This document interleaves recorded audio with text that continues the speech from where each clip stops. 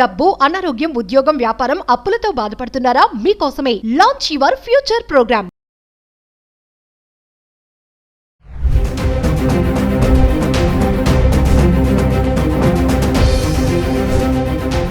నమస్తే, welcome back to Suman TV. Present మనతో పాటు ఉన్నారు ఫ్యామిలీ కౌన్సిలర్, మోటివేషనల్ స్పీకర్ రజనీరమ్మ గారు. నమస్తే మ్యామ్. నమస్తే నవీన.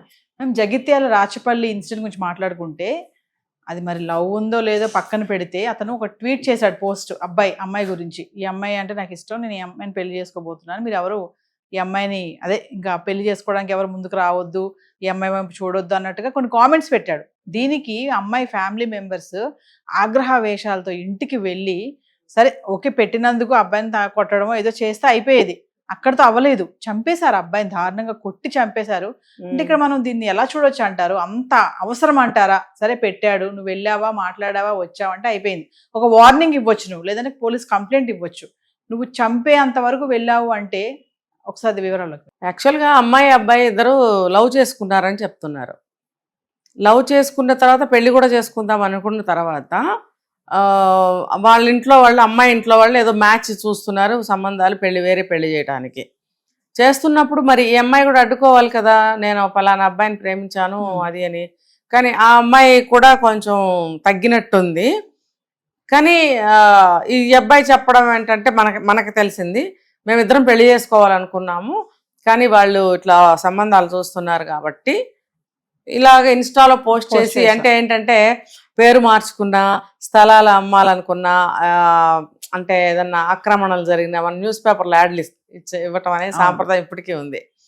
అలా ఇతను ఇంకొంచెం స్టెప్ ఎక్కువ అనమాట. ఇన్స్టాలో ఇస్తే అందరికీ తెలుస్తుంది, మా జోలికి రాకుండా ఉంటారు అని ఒక అమాయకత్వంతో చేసిన పనే, లేకపోతే ఒక ఏమంటారు సినిమా స్టైల్లో, అంటే ఇంకా నాకే సొంతం, ఒక హీరో స్టైల్లో, స్నేహితుల ప్రభావమా, ఏదో ఈ మీడియాని, మనం సోషల్ మీడియాని ఇలా వాడుకుందామా, ఏదో ఒక అడ్వాన్స్డ్ ఆలోచనలు అనమాట. ఇవన్నీ కూడా పనికిరాని ఆలోచనలు. అలా ఆలోచించి ఇందులో పోస్ట్ చేశాడు. లేదా మూర్ఖత్వమా, లేకపోతే ఛాదస్తమా, ఏంటి అతని అభిప్రాయం? ఇలా చేస్తే ఎవరు రాకుండా ఉంటారు మా జోలికి, ఇదైతే మక్సద్ కనిపిస్తుంది అక్కడ. ఇలా చేస్తే ఎవరు రాకుండా ఉంటారని అనుకున్నాడు. అనుకుంటే తను తెలిసి చేసినా తెలియక చేసినా చాలా పెద్ద తప్పే కదా అది. నువ్వు కావాలంటే విడిగా వెళ్ళి గొడవపడు, మీరు అన్నట్టు విడిగా వెళ్ళి గొడవపడండి. మేము ప్రేమించుకున్నాం కదా, మీరు ఎలా వేరే సంబంధం చూస్తారు, పెద్ద మనుషులు తీసుకెళ్ళి మాట్లాడించవచ్చు. కానీ అక్కడ అమ్మాయి తల్లిదండ్రులకి ఇతనికిచ్చి పెళ్లి చేయడం ఇష్టమే లేదు. నాకు అర్థమవుతుంది, మళ్ళీ అక్కడ ఏదో కులాలు, అంతరాలు, ఏవో తేడాలు ఉన్నాయి, పరువు విషయాలే నడుస్తూ ఉంటాయి. ఇక్కడ నేను ఎక్కడో ఒక వీడియోలో చూశానండి, పరువు అంటూ ఏమీ లేదు, పరువు అని పట్టుకుని కూర్చుంటే ఏముండదు, పరువు అనేది ఏమి లేదు అని ఒక చోట ఎక్కడ విన్నా నేను. అది మనం ఉంది అనుకుంటే ఉంది, లేదు అనుకుంటే లేదు. అంటే దీనికి సరిగ్గా క్లారిటీ ఎలా ఇస్తాను అంటే, ఇవాళ రోజున దేన్ని లెక్క చేస్తున్నారు? గుడ్డలు తీసుకొని చిన్న చిన్నవి కట్టుకుని తిరిగితే పరువు బాధ, అమ్మాయిలు అబ్బాయిలు ఒకటేలాగా తయారై రోడ్లెక్కి నలుగురు కలిసి తిరుగుతుంటే పరువు పోలేదా? పెళ్లికి ముందు ఒకరితో పడుకుంటే, నలుగురితో పడుకుంటే, 4 కడుపులు తీయించుకుంటే పరువు పోవట్లేదా? అవన్నీ చేసి ఇంకోటితో పెళ్లి చేసుకుంటే పరువు నిలబడినట్ట? ఇవన్నీ చేస్తే పరువు పోలేదు, అవన్నీ చేసి ఇంకోటిని పెళ్లి చేసుకుంటే పరువు నిలబడినట్టు. ఎక్కడున్నారు వీళ్ళు? ఏ బావిలో ఉన్నారు? ఎక్కడ ఆలోచిస్తున్నారు ఈ మూర్ఖులు? ఇప్పుడు ఇంత ప్రేమించుకున్నారు, తిరిగారు, ఏం జరిగినాయో మనకు తెలియదు. ఇంత జరిగిన తర్వాత ఆ పిల్లని బలవంతంగా లాక్కెళ్ళి ఇంకోటి కడతావు నువ్వు, అప్పుడు మీకు పోదు పరువు. తిరిగినప్పుడు పోదు, నేను చెప్తున్నా, తిరిగినప్పుడు పోదు. ఎవరితోనన్నా తిరుగు, పెళ్లి మాత్రం ఇంకోటితో చేసుకో, అప్పుడు మా పరువు నిలబడుతుంది. అంటే వెనక ఏం జరిగినా ఏం చేసినా ఎవరికి కనపడదు, పెళ్ళి అనేది అందరికీ కనిపిస్తుంది. కాబట్టి గుట్టుగా మేము చెప్పిన పెళ్లి చేసుకో, పరువు నిలబడుతుంది. ఇవి ఈ దరిద్రపు ఆలోచనలు అనమాట. ఈ పరువు గల ఆలోచనలా చెప్పండి? పరువు ఎక్కడుంది? ఇక్కడ లేదు, పరువు లేదు. ఉంది అనుకుంటే ఉంది, లేదంటే లేదు. నేను అదే చెప్తున్నాను. ఇప్పుడు ఇలాంటి సమయాల్లో పరువు వాళ్ళు ఆలోచించారా? మరి ఇంకోడు వాడికి తెలుస్తుంది రేపొద్దున. తెలిసినప్పుడు చట్పట్లు అయిపోతాయి, విడాకులు అయిపోతాయి, లేదా తన్నులాట్లయితే, హత్యలో ఆత్మహత్యలో జరిగిపోతాయి. అప్పుడు పోవట్లేదా పరువు? ఎందుకు ఆలోచించట్లేదు వీళ్ళు? ఇప్పుడేమో ఈ అబ్బాయిని ఇన్స్టాలో పెట్టాడని చెప్పి వెళ్ళి కొట్టారు. ఆడవాళ్ళు కూడా చూడండి, ఆడవాళ్ళు మగవాళ్ళు అందరూ కలిసి, అంటే తల్లి తండ్రి ఇంకో లేడీ ఎవరో అయి ఉంటారు, మేబీ వరుసలు మనకు తెలియదు, వీళ్ళందరూ కలిసి కొడితే ఇంటికి వెళ్ళి కొట్టారంటే ఇంట్లో సభ్యులు ఏమయ్యారు? నిమిషాల మీద పోలీస్ స్టేషన్లో కంప్లైంట్ ఇవ్వడం, 100కి ఫోన్ చేయడం, ఇలాంటివి చేయాలి కదా. చుట్టుపక్కల జనం సచారా లేరా?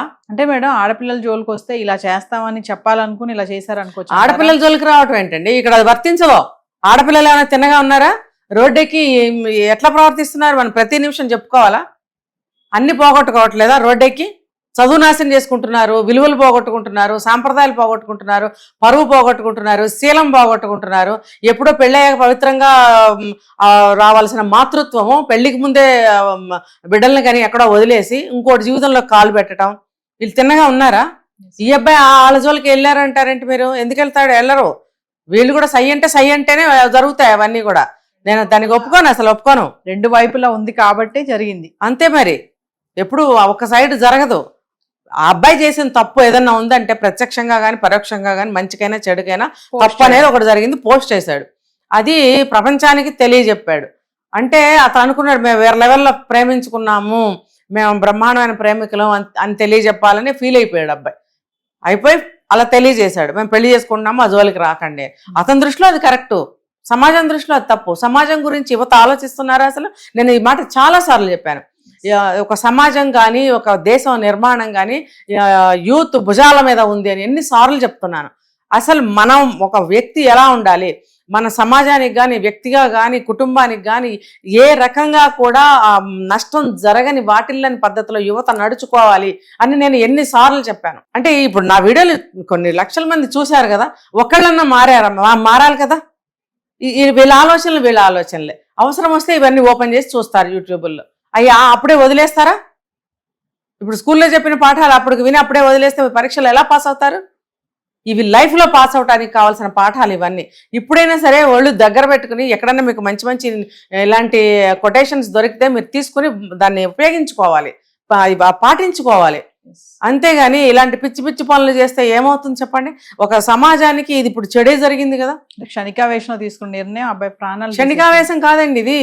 ముందు హెచ్చరించారు, వెళ్ళి నువ్వు ఇట్లా చేయొద్దు అది ఇదని అన్నా సరే మేము గాఢంగా ప్రేమించుకున్నాం, మేము పెళ్లి చేసుకుంటాం అంటున్నాడు.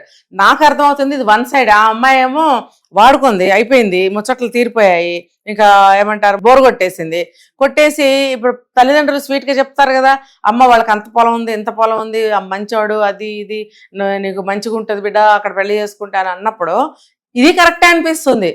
అప్పుడు ఇవన్నీ అయిపోయిన తర్వాత ఏమవుతుందంటే అన్ని చల్లబడతాయి అనమాట. బ్రెయిన్ శాంతిస్తుంది. బ్రెయిన్ అప్పుడు నిదానంగా ఆలోచించడం మొదలు పెడుతుంది అనమాట.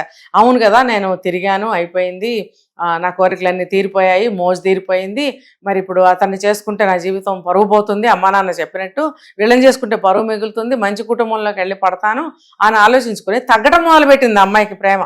నాకు ఒక దాంట్లో ఒక పాయింట్లో తెలిసింది అదే. ఆ అమ్మాయి కూడా కొంచెం ఏమంటారు వ్యతిరేకత చూపిస్తుంది, అంటే ఇంట్రెస్ట్ కొంచెం తక్కువ చూపిస్తుంది. ఇద్దరం పెళ్లి చేసుకుందామంటే మరి ఎందుకు ఆ అమ్మాయి కలిసి రావట్లేదు? తల్లిదండ్రులకు భయపడిన అమ్మాయి ఎందుకు ప్రేమించాలి? మనం ఒకసారి చెప్పుకున్నాం, తల్లిదండ్రులకు భయపడేవాడు ఇంకోటికి భయపడేవాడు అసలు ఎందుకు ప్రేమిస్తాడు ఈ అబ్బాయి, ఎందుకు పెళ్లి చేసుకుంటాడని అన్నాం. ఇది అబ్బాయికే కదా, అమ్మాయికి కూడా వర్తిస్తుంది. ఇప్పుడు అమ్మాయిలు ఇలాంటి పనులు చేసినప్పుడు ఆ తల్లిదండ్రులు తిట్టో కొట్టో గదిలో పెట్టో దాచిపెట్టో మూపిస్తారు నోరు. కానీ ఈ అబ్బాయికి జరుగుతున్న చెడును ఆపగలదా అమ్మాయి? ఇది అనాదిగా మనం సినిమాల్లో కానీ బయట కానీ చూస్తూనే ఉన్నాం. అబ్బాయికి మూడుతుంది ఇక్కడ, ఇప్పుడు కూడా ఈ అబ్బాయికే మూడింది. నీ కూతుర్ని ఎందుకు చంపుకోవట్లేదు? ముగ్గురు వెళ్ళి బాధపడిన ఒకటి చచ్చిపోతుంది శుభ్రంగా. మీకు పట్టిన దరిద్రం శని అని ఉంటే అక్కడతో పోతుంది. పాపం ఆ అబ్బాయిని ఎందుకు మీరు చంపాలని, ఇంకా స్టిల్ ప్రేమిస్తున్నానని చెప్తున్నాడు. నీ కూతురు చెప్తుంది ఇక్కడ ప్రేమిస్తున్నానని, దాక్కుంది మీ వెనకాల. దాక్కున్నప్పుడు ఈ అబ్బాయి పాపం వీరుడిలాగా సూర్యుడిలాగా బయటపడ్డాడు. పడినందుకు ఏమైంది? ఒక తల్లిదండ్రులు ఒక బిడ్డను కోల్పోయారు. ఇక్కడ తిరిగి వాళ్ళ ఇంటికి ఒక బిడ్డను తీసుకురాగా మీ బిడ్డని కాపాడుకున్నారు, ఒక ఇంటి బిడ్డని చంపేస్తారా మీరు? ఇప్పుడు మరి మంచిదైంది, ఇమీడియట్ గా వాళ్ళని అరెస్ట్ చేశారు. మళ్ళీ నాన్ బయలబుల్ వారెంట్ ఇచ్చి అరెస్ట్ చేసి వాళ్ళని అసలు యావజ్జీవం వేసేయాలి. వీళ్ళకి బయటకు అసలు ఇంకా రావద్దు. మీ పరువు బ్రహ్మాండంగా నిలబడుతుంది. అప్పుడు బుద్ధి లేను ఇంకేమన్నా అక్కడ డాష్. Thank you.